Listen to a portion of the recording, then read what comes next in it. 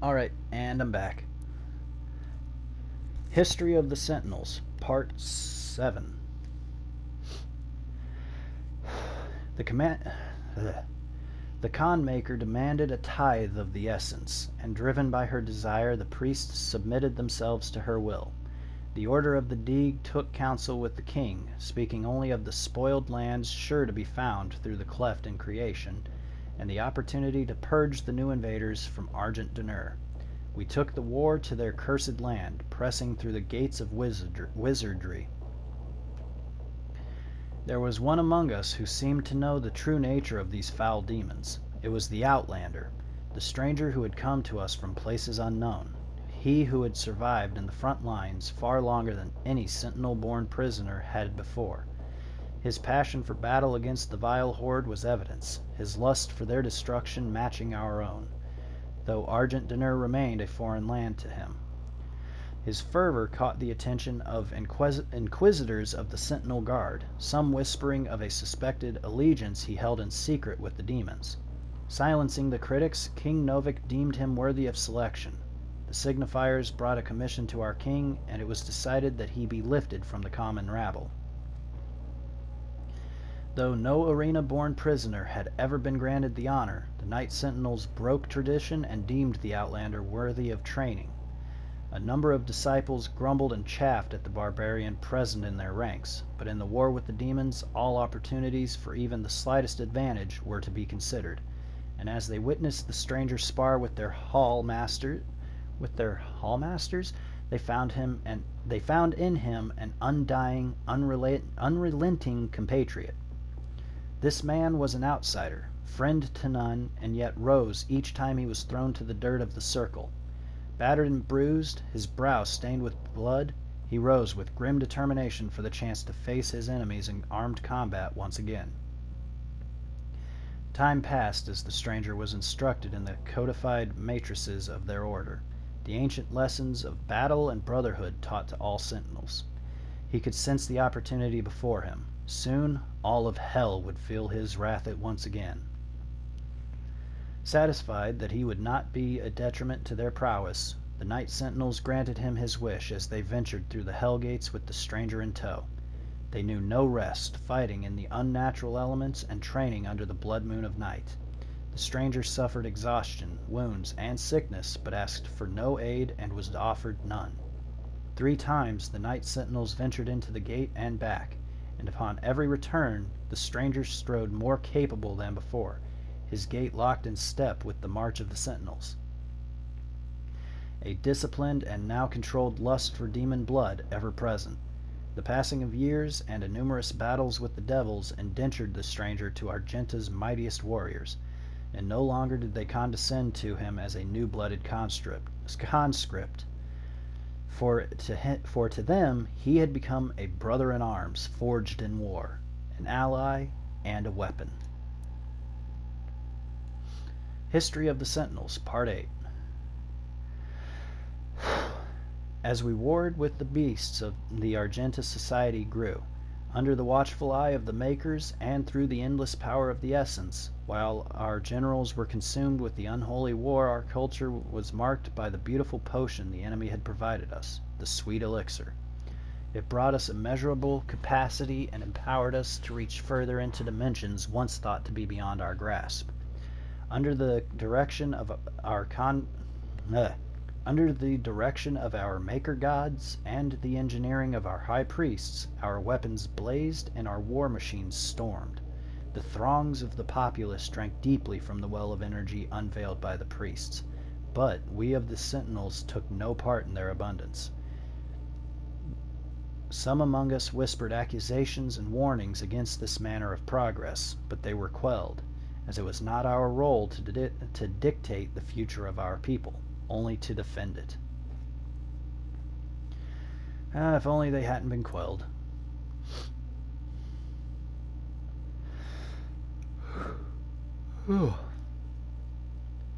The History of the Sentinels, Part 9. As the black star ascended to its zenith, King Novik sat restless on his throne as a howling darkness began to assemble just beyond the mountain rise to the east. The blight came upon us in droves. flooding forth from the Hellgate with merciless fury. They brought with them a monstrous titan, the Dreadnought, a beast to rival the stature and menace of even the mightiest Ancestral. The grotesque beast laid waste to all before him, crushing all in his path. This was a total demonic assault, striking at the heart of Argent D'Nur as never before. How was it that the behemoth could pass through the demonic gate without warning? We would never know, though the Night Sentinels believed treason was at play. Caught off guard, the Sentinels scrambled late in defiance of the Titan and his horde, and with his coming the holy city of Taras Nabad prepared for judgment. With the onslaught of the demons massed in the sprawling shadow of the aberrant fiend, the city shook to its foundation. None were spared, save those that fled north. The vile swarm ransacked our temples and palaces, burning our towers and feasting on the souls of our clergy. Yet the Night Sentinels rallied and held fast against the demons, though they were pushed back and corralled at the blood arena. As the dark of night descended, their swords remained potent, and shred the enemy multitude with abandon.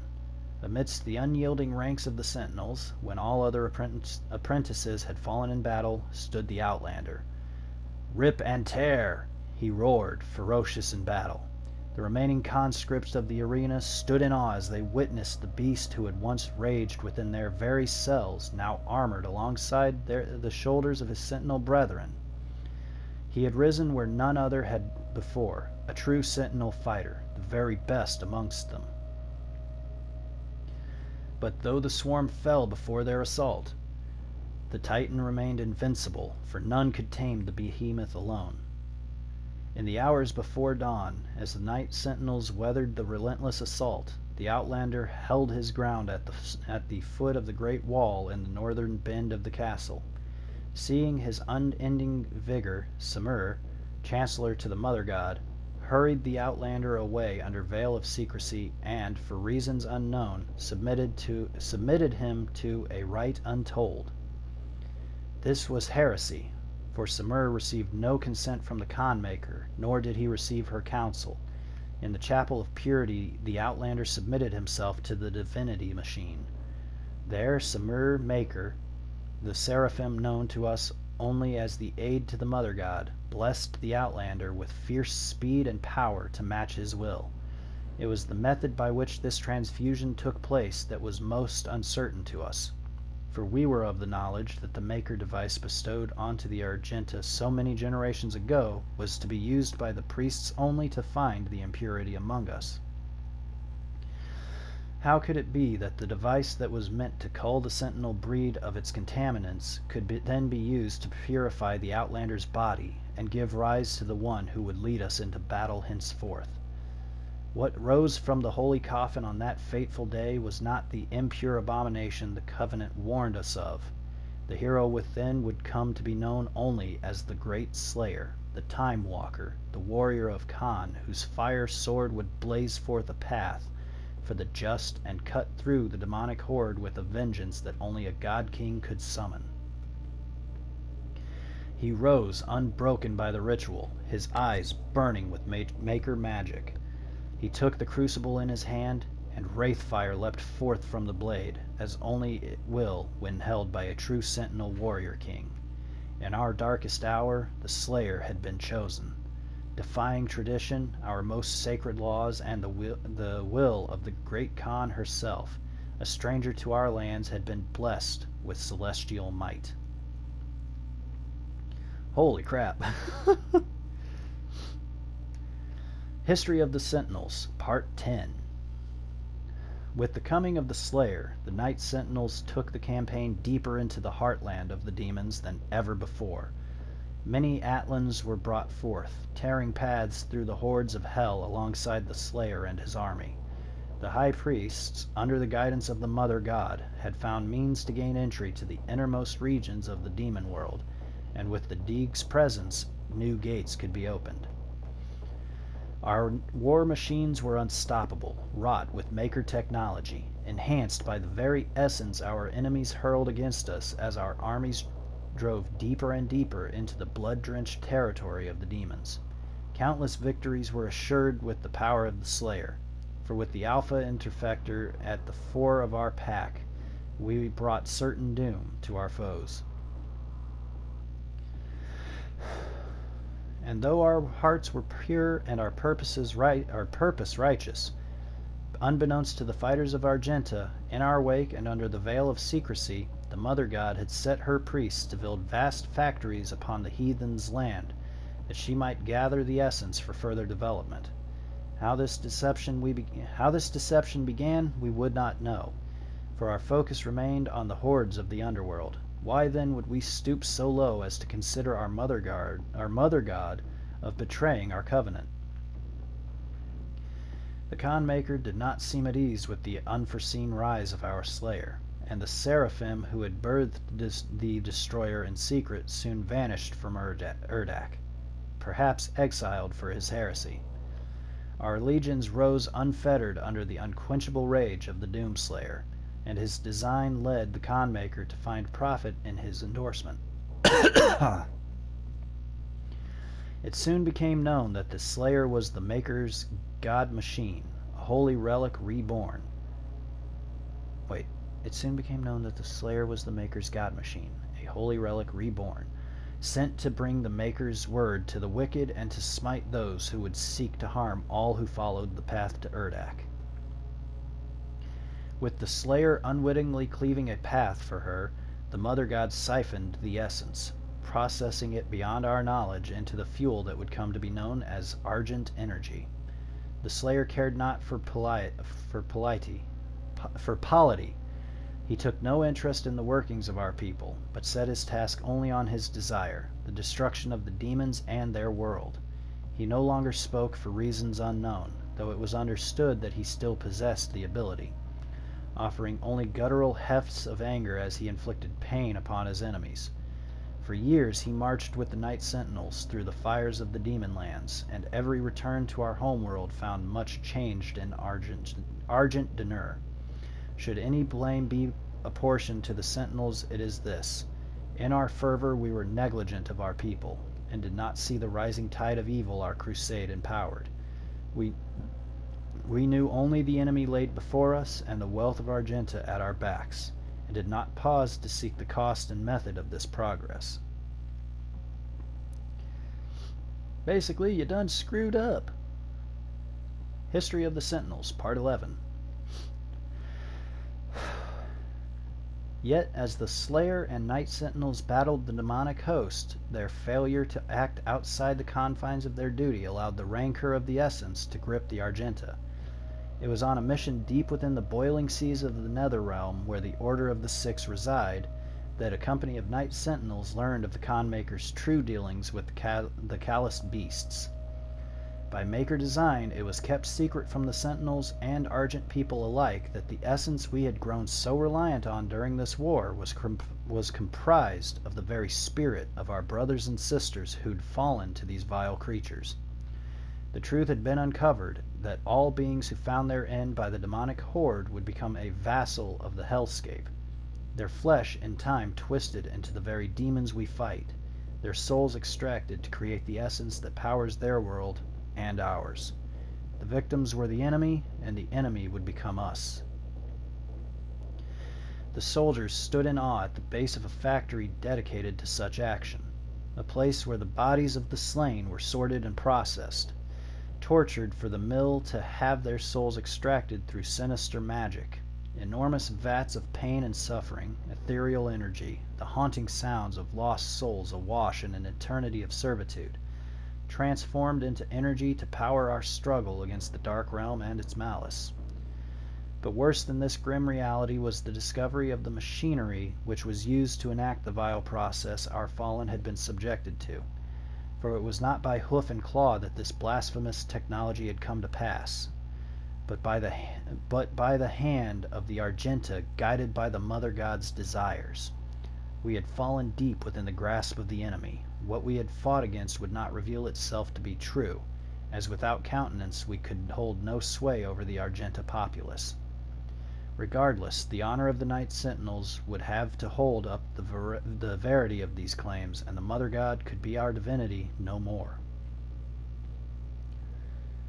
In secret corridors and clandestine conference, the Night Sentinels would find those amongst them who similarly distrusted the essence and had foretold the swelling corruption.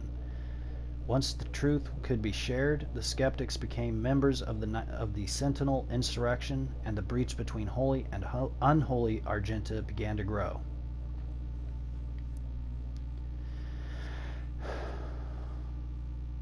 History of the Sentinels, Part 12.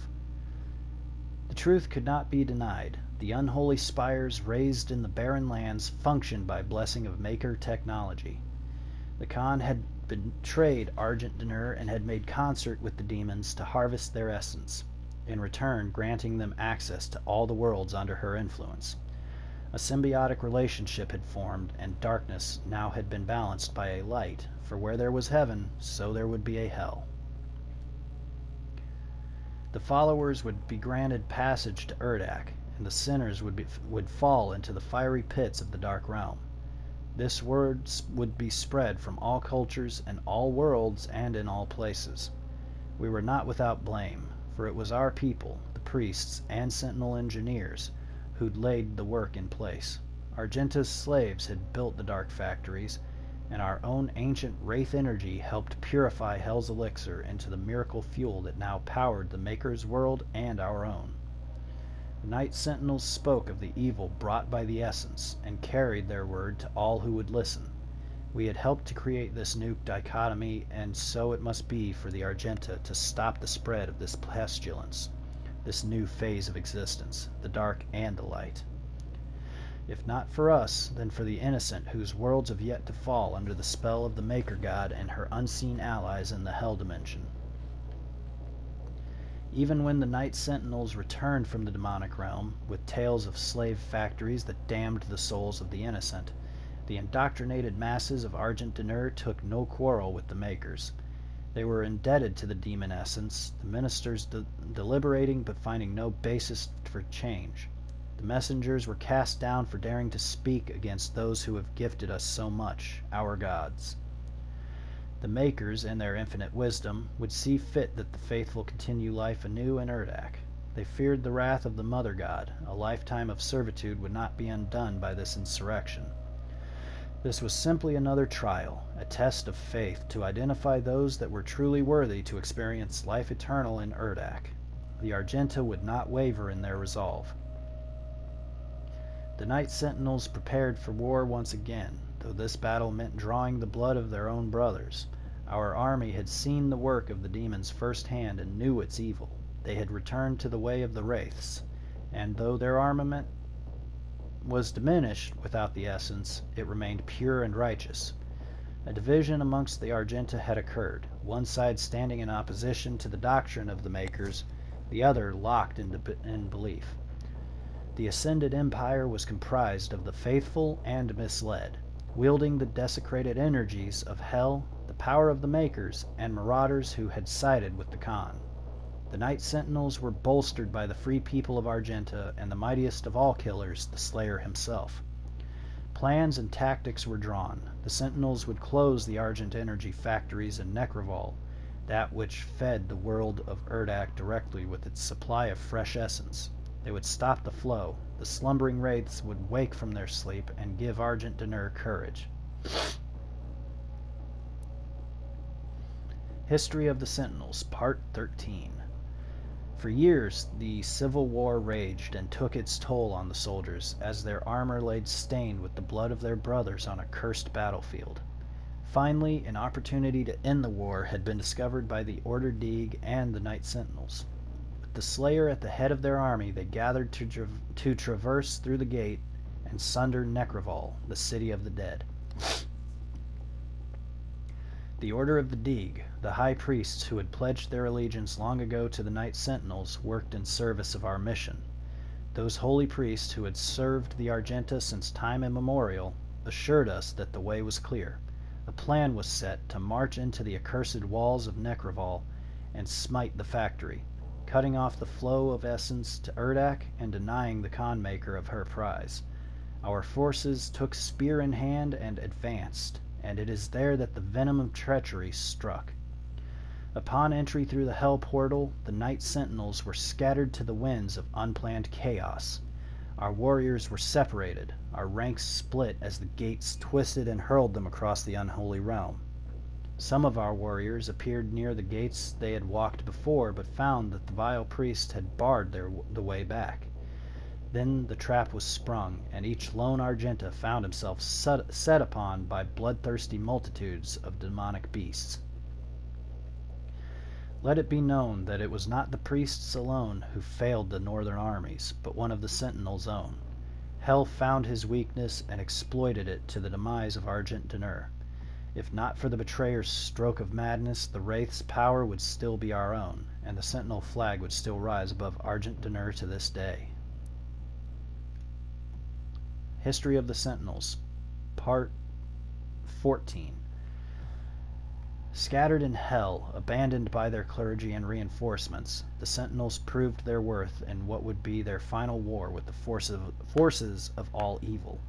Unrelenting power in the face of certain death, the Sentinels crushed hundreds of demons and skewered titans.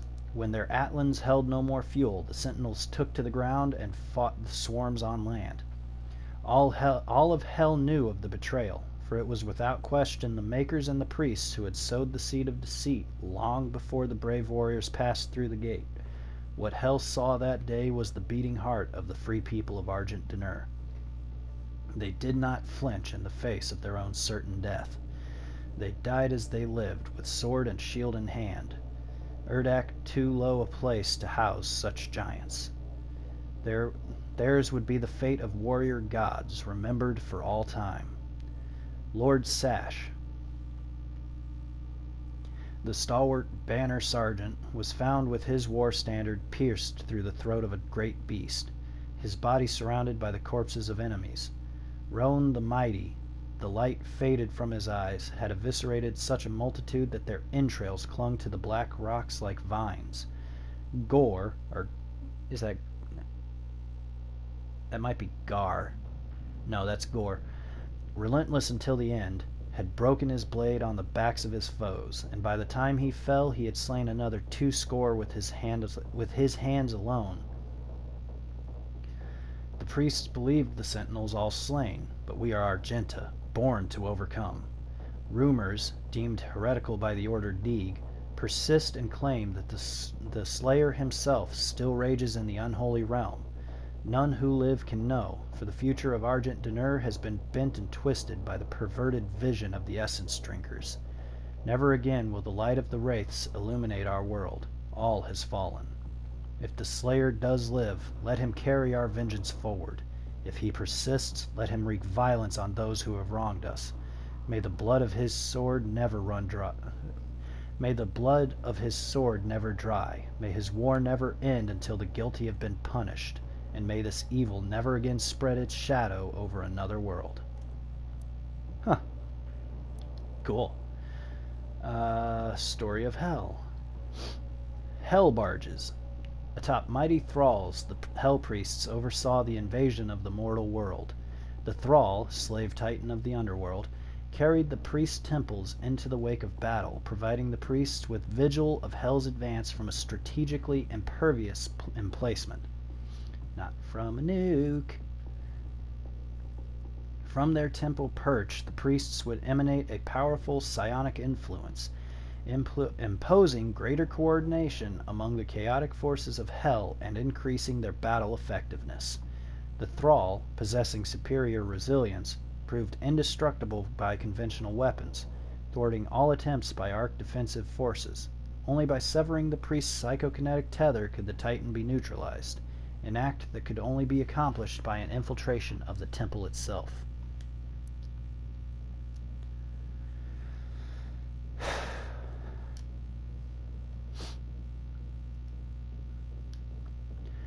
Hell priests.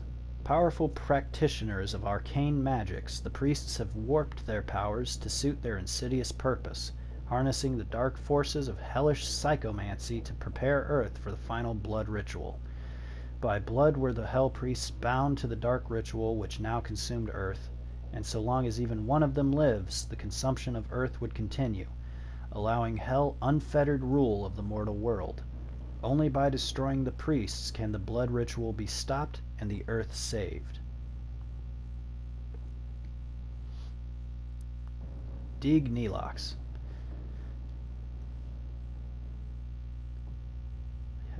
Okay, so that's him as a human on the left and him as a Hell priest on the right, or before and after Hell priestification. Deeg Neelox. One of the 3 Hell priests, Deeg Neelox is charged with ensuring that Hell's invasion of Earth succeeds. He prefers to operate on the planet's surface, working in his unholy barge carried on the back of a demonic titan. This provides him an elevated, mobile position with which to oversee the campaign against humanity.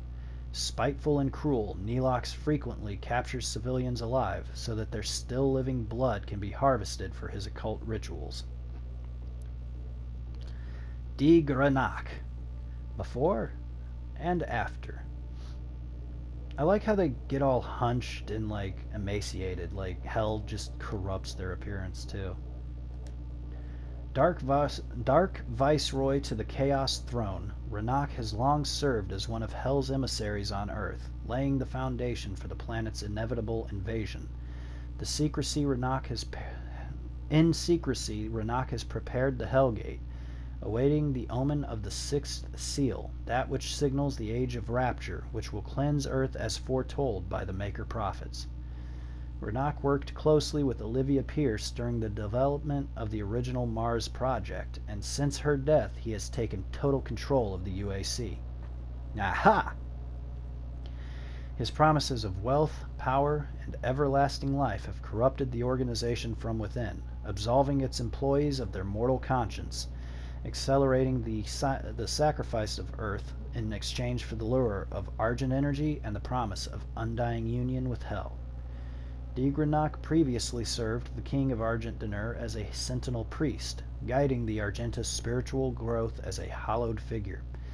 After the betrayal, he abandoned his homeworld, working on behalf of the Khan Maker and personally overseeing the transformation of viable planets. Ranak has constructed a veritable fortress in the polar caps to protect him during his dark work. Alright, I'm going to leave this episode off here, but I will be uploading the next one right behind this one, so... Hello everyone, I'm the Xanthar Gamer, and I'm going to continue reading the journal, or the codex entries. Previously served the king, personally overseeing the transfer. Nice constructed. Okay. Doom Hunter. Once a race of beast-like hunters, the Doom Hunter creature was known to Sentinel warriors in ages past as lethal stalkers of the Metal Age. Awesome. Extracted from the frozen depths of the polar tundra, the Doom Hunter belongs to an ancient race uncovered during cultist excavation in the remote Arctic. Preserved below the frozen ice for millions of years, the unearthed remains of this creature were deemed suitable for reconstruction, becoming the subject of cultist necroregenerative